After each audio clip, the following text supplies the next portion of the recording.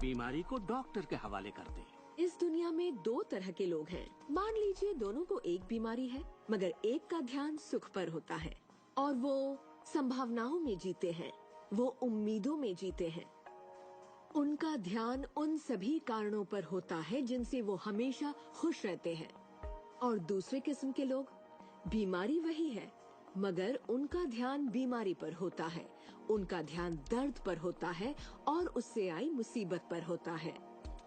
जब किसी व्यक्ति का पूरा ध्यान उसकी बीमारी पर होता है तो वो उसे स्थायी बना देते हैं। बीमारी तब तक ठीक नहीं होगी जब तक उसका ध्यान ठीक होने पर नहीं जाता, क्योंकि यही आकर्षण का सिद्धांत है। खुशनुमा एहसास शरीर में यकीनन खुशनुमा बदलाव लाते हैं। एक खुशनुमा सेहतमंद शरीर। बुरे एहसास और तनाव हमारे शरीर को खोखला करते हैं और दिमाग पर बुरा असर डालते हैं, क्योंकि हमारे विचार और एहसास लगातार हमारे शरीर पर काम करते हैं, उसे संगठित करते हैं और उसके अंगों को बनाते रहते हैं। शरीर से शारीरिक तनाव को निकाल दें तो शरीर वही करेगा जो उसका बुनियादी काम है, अपने आप को ठीक करना। मैंने गुर्दों को फिर से सुधरते देखा है, यहाँ तक कि कैंसर भी ठीक हुए हैं। आंखों की रोशनी तक वापस आते देखी है मैंने। मैं मानता हूँ लाइलाज का इलाज हमारे मन में है। अपनी जिंदगी आप बदल सकते हैं, खुद को ठीक कर सकते हैं।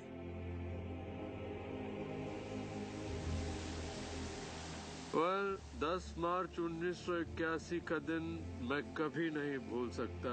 इसने मेरी जिंदगी हमेशा के लिए बदल के रख दी। मेरा प्लेन क्रैश हो गया था।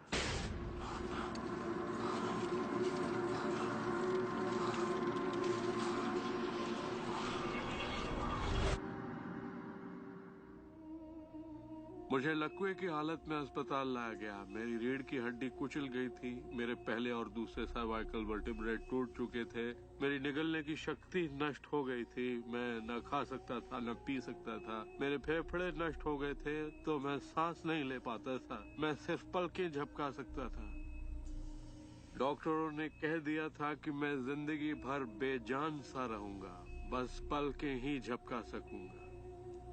ये उनकी सोच थी, इससे मुझे कोई फर्क नहीं पड़ा। असल बात थी कि मैं क्या सोचता था।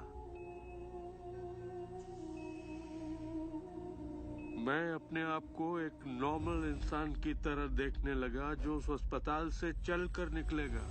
मुझे सिर्फ अपने दिमाग से काम करना था, और अगर दिमाग आपका साथ दे तो आप चीजों को फिर से समेट सकते हैं।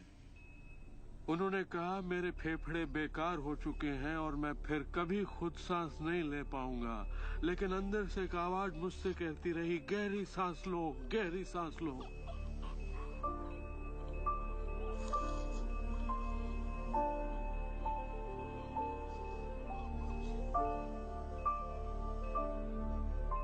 आखिरकार मैं खुद सांस लेने के काबिल हो गया। वो समझ नहीं पाए कि ये कैसे हुआ। मैंने अपने दिमाग में किसी ऐसी बात को नहीं आने दिया जो मेरे लक्ष्य और मेरे संकल्प को मुझसे अलग करती।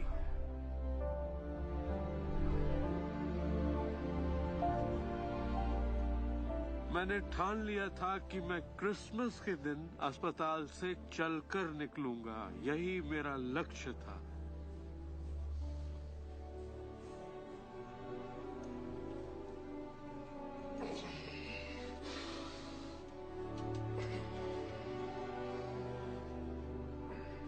8 महीने बाद मैं खुद अपने 2 पैरों पर चलकर अस्पताल से बाहर निकला। उन्होंने कहा था ये नामुमकिन है। वो दिन मैं कभी नहीं भूलूंगा। वो लोग जो इस वक्त इस प्रोग्राम को देख रहे हैं और जो किसी तकलीफ में हैं, अगर मुझे उनको अपनी जिंदगी का सार बताना हो और अगर मुझे उनकी जिंदगी का सार बताना हो तो मैं 7 शब्दों में कहूंगा, इंसान वही बनता है जो वो सोचता है।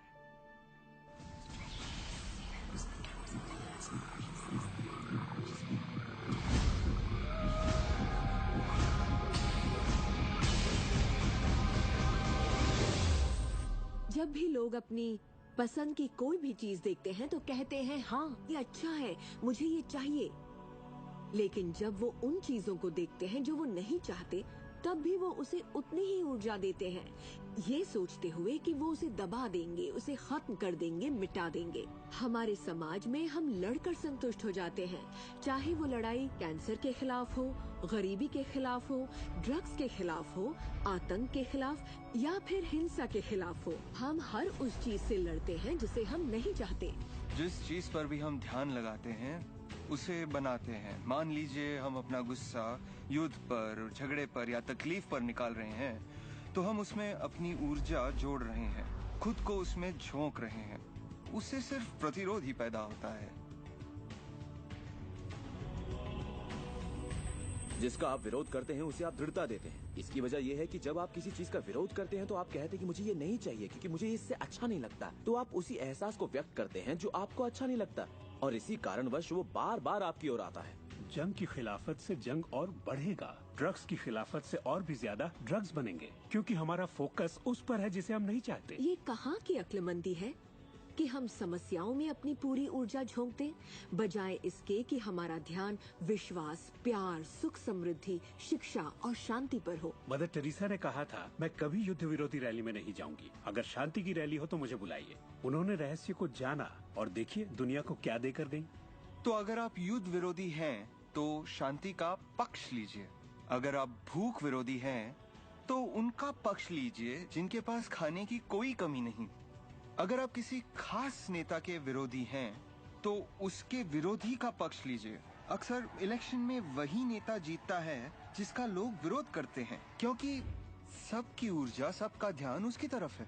तो आपका फोकस उस पर हो जिसे आप चाहते हैं। जो आप नहीं चाहते उसे देखने में बुराई नहीं है, सिर्फ तुलना करने के लिए कि ये मुझे नहीं चाहिए। लेकिन सच्चाई यही है कि जो आप नहीं चाहते उसी के बारे में ज्यादा से ज्यादा बोलते हैं, ज्यादा से ज्यादा पढ़ते हैं और देखते हैं, और ऐसा करके आप उसी की और रचना करते हैं।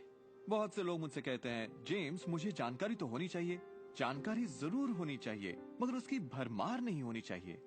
मेरा मानना है कि जब आपके मन की आवाज बाहरी नजरियों और मशवरों से ज्यादा ताकतवर हो जाए तो आप अपनी जिंदगी के मालिक बन जाते हैं।